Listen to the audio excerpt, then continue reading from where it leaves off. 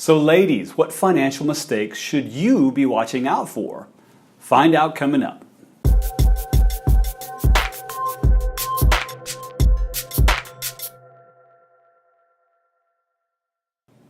Hey there folks, I'm Patrick King with Transformative Financial. Here on this channel we help people make money, keep money, and feel more financially secure along the way. If that sounds like something that you are interested in, please contact me.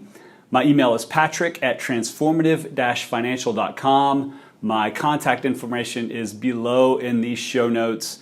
Contact me. I'd love to have a conversation and see if it's a good fit.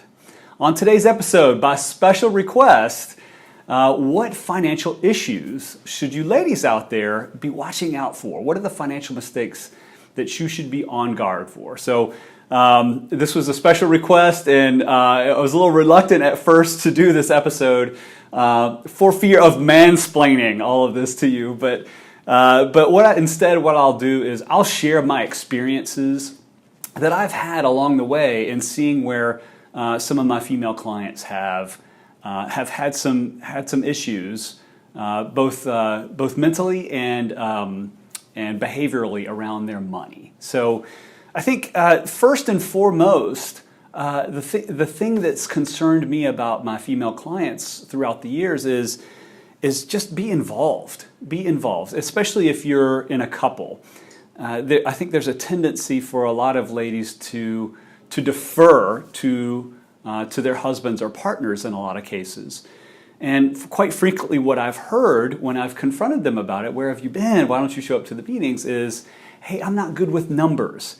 And I don't like all of this financial stuff. Okay, I get that. Sometimes it could be a little dry. I'm doing my best to take some of the more boring elements out of the details and kind of talk on a more high-level basis to clients.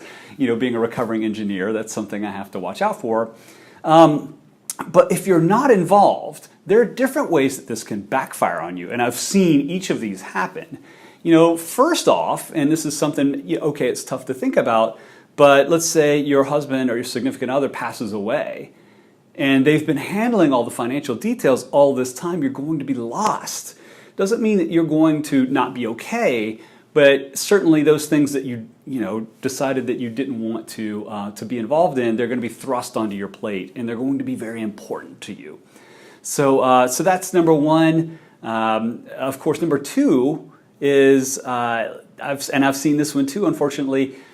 Let's say your husband or significant other decides that they want a divorce or want to separate. Yeah, the financial issues become real important real quick. So again, that's reason number two to stay involved. And then finally, number three, and this is the one that bothers me the most, is let's say the husband is involved in the financial meetings, plotting the financial course. The spouse, the woman in many cases, again, doesn't want to be involved because of all the details and find it boring, but their partner is running the finances into the ground. And I've been in a lot of meetings where over and over I'm like, you've got to stop spending money. You've got to cut back. You're going to need to sell that second home. And I wondered, because the spouse wasn't there, do they even know? Are they getting this message? Is this husband, does he walk out of my office and go home and tell his wife that everything's okay when in fact it is not okay? That is something that really, really bothers me, and why I really kind of started insisting that spouses be involved in some sort of fashion along the way. Now, again, these can be stereotypical. I've seen the roles reversed in a lot of cases, and I want to be sensitive to that. But again, this goes back to my experience with a lot of my female clients. So the number one thing is be involved. And that applies to everything. That's a human condition, not just a female condition. So number two, and again, this could be this is not a gender thing, but I've seen male and female parents do this, but enabling children who are financially dependent on them to drain their financial resources. And I've mentioned something about this in a prior episode, what happens when you run out of money in retirement. In a lot of cases, I've seen where parents of adult children keep enabling those children to live off of them when their portfolios may not even sustain their own retirement. And that's a tough conversation to have. So again, that's coming up. That may not be particularly a female problem, but I've seen that with clients who were female in the past.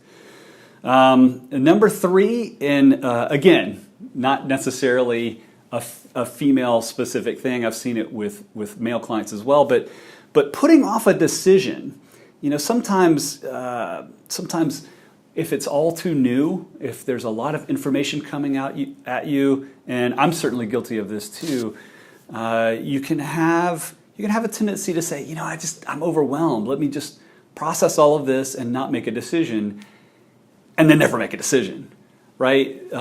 Sometimes it's better to make a decision and move on and course correct later than to never decide in the first place. All right. Thanks. I hope I didn't piss you off too much. It was a little of an uncomfortable episode for me because again, I've seen the gamut of behavior across both sexes.